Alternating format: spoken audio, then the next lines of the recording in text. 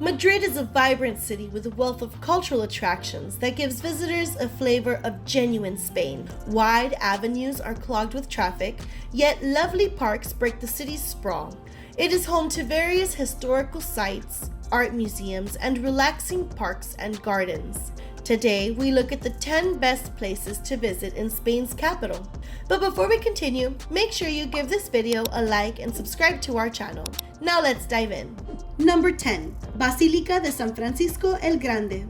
Beginning our list at number 10 is the Basilica de San Francisco el Grande. Carlos III erected the Basilica of San Francisco the Great in 1761 for a Franciscan friary. The Church of Santa Maria in Campitegui in Rome inspired Francisco Cabezas as he created the neoclassical architectural style for the building. Francisco Sabatini built the building in 1784. The impressive 58-meter-high dome within is higher than the dome of London's St. Paul's Cathedral. The basilica's chapels are decorated with magnificent artwork, including works by old Spanish masters. St. Bernardino by Goya, St. Bonaventure by Velázquez, and the appearance of the Virgin to St. Anthony are all located in the first chapel on the left. Zurbarán also created a painting of St. Bonaventure that hangs in the church. Various religious artwork and relics are on show in the church museum in the cloister, making it worth the visit if you have time. Number 9. Puerta de Alcalá. King Charles III ordered the construction of this massive neoclassical triumphal arch to mark the king's entry into the nation's capital. Francisco Sabatini created the monument, just like our first item on the list, and it was constructed between 1769 and 1778. The exquisite granite entrance gate, about 30 meters high, offers a striking first impression. Capitals, sculptures, and ornate reliefs embellish the facade. Madrid's most upscale patisserie shop, Vite Pasteleras, is located right below the monument at 54 Calle Alcalá and serves the finest cakes, cookies, pastries, chocolate sweets, and hot chocolate. At number 8, we have the impressive National Archaeological Museum. Queen Isabella II established the National Archaeological Museum, Museo Archaeological Nacional, in 1867. It boasts many artifacts dating from prehistoric times to the 19th century. Ancient coinage, ethnographic decorative arts from antiquity, and archaeological artifacts are on display. Egyptian mummies, Hispano-Roman and Islamic artifacts, Visigoth crowns, and Mudéjar ceramics are some of the permanent collection's highlights. The bust of the Lady of Elk is one of the collection's most cherished items at this museum. Number 7.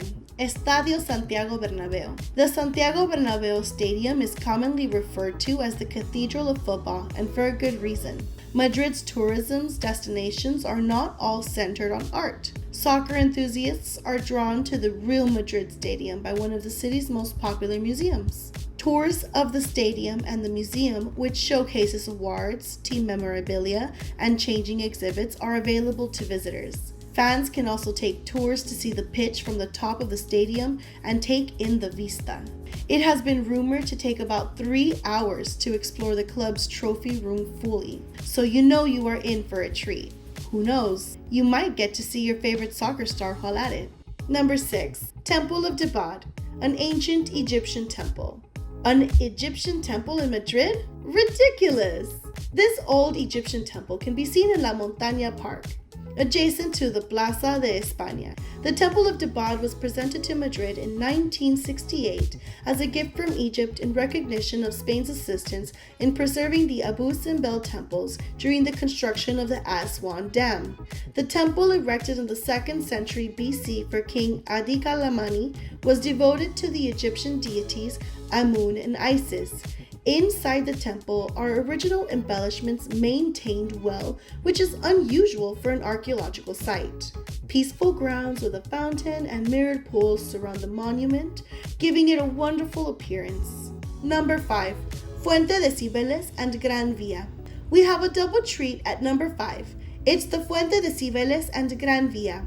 The Fuente de Cibeles, Cibeles Fountain, one of Madrid's most famous structures, is situated at a busy intersection. The Roman goddess, Cybele, is portrayed in lifelike statues driving a chariot driven by lions. With the intended intentions of providing water for public use, Francisco Gutierrez and Roberto Michel built the fountain in 1782. The Centro Cultural Center, which includes art exhibitions and seminars, conferences, and concerts, is located in the Palacio de Cibeles behind the fountain. The Colección Cibeles Café and the Restaurante Palacios de Cibeles, an upscale eatery with breathtaking city views, are both located in the Centro Palacio de Cibeles. The Gran Via, one of Madrid's busiest railway avenues, is close by via Calle de Alcalá. On this busy boulevard, tourists will discover a wide variety of eateries, lodging options, and theaters. Number 4. Puerta del Sol, the heart of the city. The sun emblem on the old city gate, which once stood here, inspired the name Puerta del Sol. The expansive town square faces the rising light. The Puerta del Sol serves as both a public transportation hub and the Kilometer Zero location from which all distances on the national road network of Spain are calculated. The Spanish uprising against Napoleon on May 2, 1808, and the proclamation of the Second Republic in 1931 both took place at the Puerta del Sol. The square is becoming a popular spot for people to gather and unwind. The Puerta del Sol is still one of Madrid's busiest squares with stores and coffee cafes. Number 3. Royal Palace and Gardens. Coming third on our list is the opulent Royal Palace and Gardens. The Spanish equivalent of Versailles, this mansion is a royal court built to dazzle. The Royal Palace of Madrid, in contrast to Versailles, is still the official residence of a monarch, the King of Spain, and it is still used for formal state occasions. Granite and the white columnar stone make up the entirety of the magnificent neoclassical facade.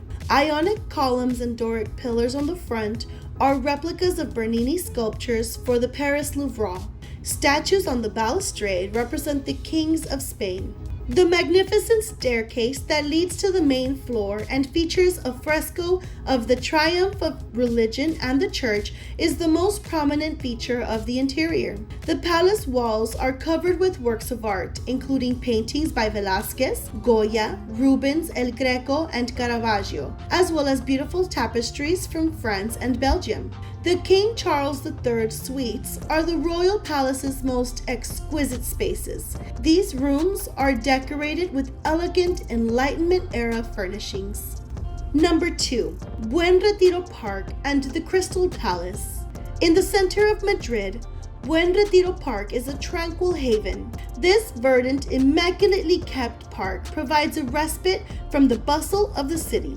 Over 15,000 trees provide shades for the park's more than 125 hectares.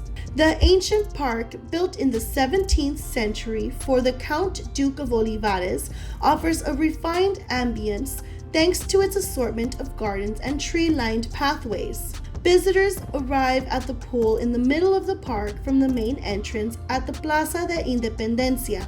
Paths from here lead to the romantic La Rosaleda Rose Garden, the formal Jardín de Don Cecilio in French, and the Jardines de Cecilio Rodríguez in Andalusian design.